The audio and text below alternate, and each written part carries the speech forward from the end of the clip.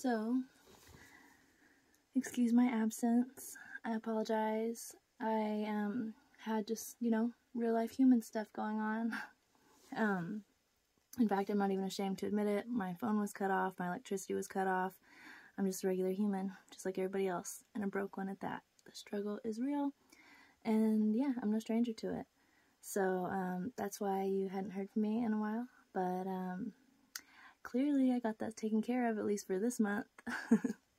As for next month, I'm now taking sugar daddy applications. No shame in my game.